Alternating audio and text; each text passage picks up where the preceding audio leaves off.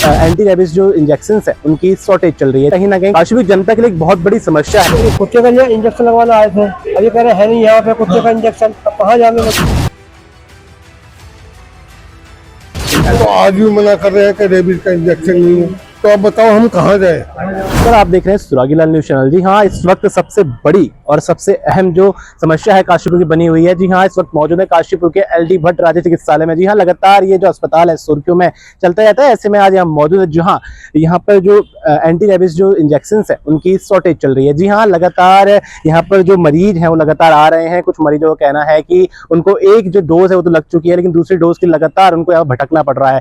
ऐसे में जो मरीज हैं उनको यहाँ से निराश होकर प्राइवेट अस्पतालों में जाना पड़ रहा है। अगर बात करें आंकड़ों की तो आंकड़े कुछ इस तरीके से हैं कि जो जनवरी में 600 जो केसेस थे यहाँ पर आए थे, और अगर बात करें फरवरी की तो फरवरी में जो केसेस हैं उससे बढ़कर आए 650 केसेस जो हैं बढ़कर आए। ऐसे में खुद ही एक सोचने वाला विषय है कि जो केसेस हैं लगातार बढ़ते ही जा रहे हैं। ऐसे में यहाँ पर जो इंजेक्शन हैं उनका उपलब्ध ना होना कहीं ना कहीं काशी जनता के लिए एक बहुत बड़ी समस्या है, क्योंकि यहाँ पर जो इंजेक्शन है उनका उपलब्ध ना होना। और ऐसे में ये जो अस्पताल है सबसे बड़ा माना जाता है, क्योंकि यहाँ पर जो अलग अलग जो क्षेत्र हैं उन क्षेत्रों में सबसे जो बड़ा जो अस्पताल है माना जाता है। ऐसे में यहाँ पर इंजेक्शन का ना होना एक बहुत ही अहम समस्या जो है काशीपुर की जनता के लिए बनी हुई है।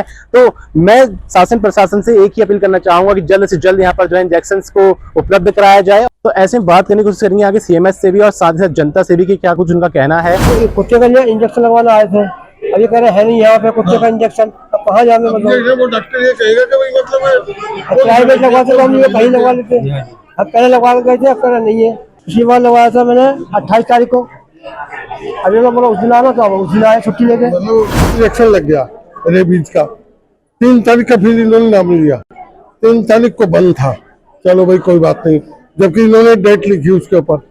आज लगवाए हैं तो आज भी मना कर रहे हैं कि रेबीज का इंजेक्शन नहीं है, तो अब बताओ हम कहाँ जाए।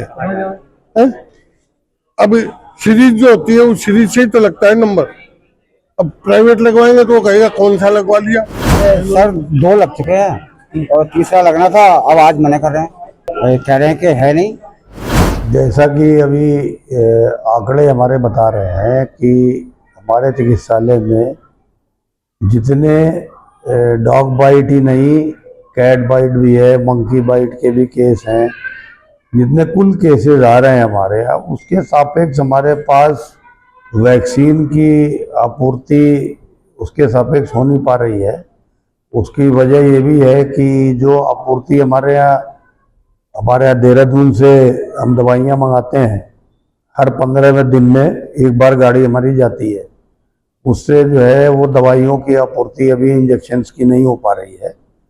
लेकिन हमारा प्रयास है कि हम भले ही उसको लोकल परचेज करें या कैसे भी करके आपूर्ति जो है वो पूर्ण की जाए, जिससे वो अपूर्ण न रहे और प्रत्येक मरीज को जो है हम वैक्सीन लगा सकें।